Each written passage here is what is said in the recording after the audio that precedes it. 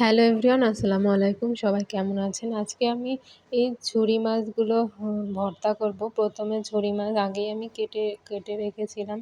আর ভর্তা করার আগে একদম কুচি কুচি করে নিলাম পেঁয়াজের মতো। পেঁয়াজ একটু মোটা করে কাটলে যেমন হয় সেরকম করে কুচি করে নিয়েছি। এভাবে কিছুটা আমি কুচি করে নিয়েছি যতটুকু আমি ভর্তা করব। তারপর একটু কড়াইয়ের উপর তেলে নিব। আমার কড়াইটা অনেক দিনের, তাই একটু এরকম হয়ে গিয়েছে। কড়াইয়ের উপরে প্রথমে টেলে নিব, টেলে নিয়ে তারপর যখন শুটকির ঘ্রাণটা বের হবে তখন আমি এটা পানির মধ্যে ছেড়ে দিব। পানির মধ্যে ছেড়ে 15-20 মিনিটের মতো রাখবো। আর একটু নাড়াচাড়া করে দেবো যেন ময়লাটা বের হয়ে যায়। ময়লাটা যখন বের হয়ে যাবে তখন ভালোভাবে আমি আবার ধুয়ে নিব। অনেক ময়লাই বের হয়। তারপর আস্তে আস্তে আমি ভালোভাবে ধুয়ে নিব এই শুটকিটা ধোয়ার পরে আবার আমি টেলে নেব কিছুক্ষণ তেলের উপরে কিছুক্ষণ টেলে নিয়ে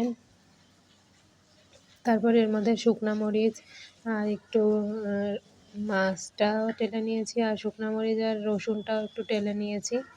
আর আমি এখানে কাঁচা মরিচ একটু কুচি করে রেখেছিলাম, আর কাঁচা পেঁয়াজ একটু কুচি করে রেখেছিলাম। তারপর শুকনো মরিচটা মা ভালোভাবে ফিনিশ করে ডলে নিল। তার সাথে কাঁচা মরিচ, সরিষার তেল আর লবণ দিয়ে ভালোভাবে মেখে নিল। মেখে নিয়ে রসুনগুলো আর পেঁয়াজটা ভালোভাবে মেখে নিল। আসলে এটা দিয়ে কিন্তু ভাত খাওয়া যায় বা রুটি খাওয়া যায়। এই পেঁয়াজ মরিচ মাখানোটাই এত মজা হয় যে এটা দিয়ে ভাত রুটি খাওয়া যায়। তারপর ভালোভাবে মেখে নিয়ে এখন শুটকি মাছটা দিয়ে দিবে। আর একটু লেবুর রস দিয়েছিল।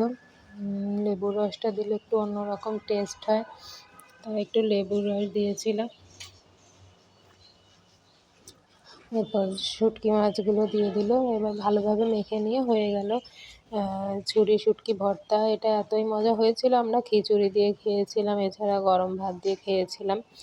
আপনারা এভাবে ট্রাই করতে পারেন শুটকি ভর্তাটা। সবাই ভালো লাগলে কমেন্ট করে জানাবেন। আল্লাহ হাফেজ।